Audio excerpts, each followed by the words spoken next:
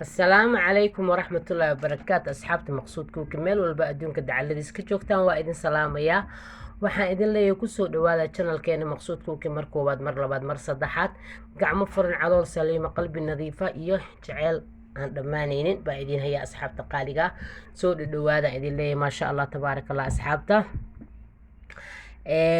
waxaan jeclaystay inaan idin la wadaago kaliib yar oon badnayn ma sha Allah tabaarakallah asxaabta qaaliga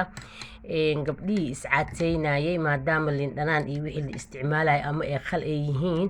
baan waxaan jeclaystay inaad isticmaashaan cabitaankan wax faata ma lahan laakiin dhiigu kordhinaya lafahana wuu adkeynaya insha Allah tacaala asxaabtayda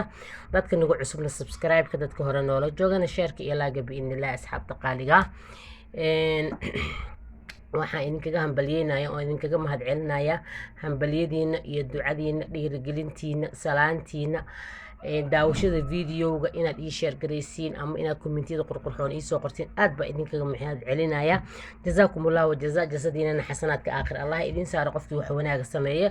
ilaahay baa abaal marinaya kulay anaga ma aha insha Allah tacaala abaal marintana ilaahay baa keeleysin anigana waa idin soo duceynaya idinkan ii soo duceeyo meel walba adduunka dacaladiis ka joogtana Allah idinku xifdiyo idinkii reerkiinana Allah idinku barakeeyo waa idin leeyahay asxaabta qaaliga ma sha Allah tabaarakallah aad iyo aad baan idin salaamaya insha Allah tacaala marka in alaabtan waa alaab cajiib biidnillaahi baari waxyaabo badan baad ka faa'iideysiin waxaan waa beetroot ya beetroot waa saad u jeedii meeshan waxaan ku haystano waa beetroot iyo liinta oranjiga faanteen ama liiman beelmada caadiga yaryarka oo Kenya lagu gado dadka ila joogo dadka kale way heli karaan liintan laakiin xoogaha way ka qaalsan tahay liimaha kale liintan oranjiga ma sha Allah tabaarakallah caadi ma ahan iyo beetrootka caloosha fadhida xataa ma sha Allah way jilcinaysaa biidnillah iyo dhiigana way soo celinaysaa beetrootka xaqiiqatan dhiig ku soo celinaya haddaad cabi karin waxa iskaga shiidan kartaa qarfo ama dhagayare ama heel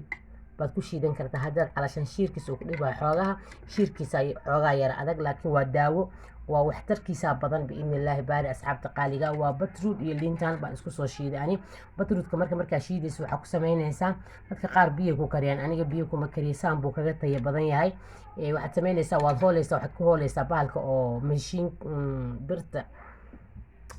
birta kaaroodka lagu hooro cafwan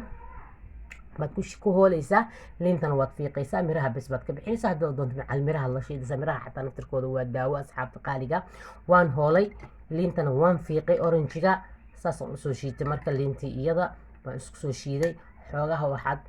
ma sha Allah waxaad moodaa shiirkiisa zaa'idka inuu ka ba'ayo xabad liin iyo xabad beetroot baan isku soo shiiday dhiig la'aanta way u fiican tahay gabdhaha uurka leh way u fiican tahay hooyada nuujinaysa way u fiican tahay gabdhaha iscaateynaya number 1 ayay u tahay maxaa yeelay maadaama qofkii uu liin dhanaan isticmaalayo ama khal uu isticmaalayo khalka naftirkiisa wuxuu ka samaysan yahay waa liin dhanaan naftirkeeda oo wax kale lagu soo dardaray marka insha Allah tacaala waxa idin dhihi lahaa bahalkan isticmaalkiisa hadhaafina gabdhaheygii cadcadaa aan jeclaa abaryarahan oo ahaa walaalaha aan ahayn kuwa ila iyo kuwa dhali karo labadaba insha Allah waa idin wada salaamaya soo dhawaada idin leena insha Allah waxaad naga faa'iidina commentiga noogu dhaafa walaalihiina la share gareey alaabtan cajiib waa isticmaalo gabdhaha iscaateyna iyo gabdhaha uurka leh iyo gabdhaha nuujinayo iyo inta dhiig la'aanta ay hayso alaabtan soo isticmaal ilana soo socodsii hadii uu ku dhibayo calashan shiirka uu isaga leeyahay ama dhadhanku isaga leeyahay uu ku dhibayo qarfo ku darso dhagayare ku darso heel ku darso ku shiido kamir cab ileen isaga nutrix laazim waa inaa mirta gufur buu leeyahay sama ama xashiish ama buunsho ama qashin maxaa dhihi lahaa عفوا marka asxaabtii inta waa iga kaftan saas iyo waxaan idin leeyahay maalmaha xogaa lugu ay xanuunays meel baan fadhiya wax iskaga duuduubanaay saas iyo ku soo dhawaada channelkiina gacmo furan qalbi nadiif calool saliima baan idin ku soo dhaweynaa waa idin jeclahay beetrootka ma dhaqin isagoo sidii meesha soo saaray iyo liintaba laakiin wixii aan soo sameeyay baa xabadkaas liinta iyo xabadka beetrootka baan isku soo shiitay halka bikeeri baan ka dhigtay wax sokor kumaandari saasaan ku cawaya saas iyo waxaan idin leeyahay soo dhawaada wassalaamu calaykum waraxmatullaahi wabarakaatu isku soo noqod wanaagsan oo xiiso leh salaamu calaykum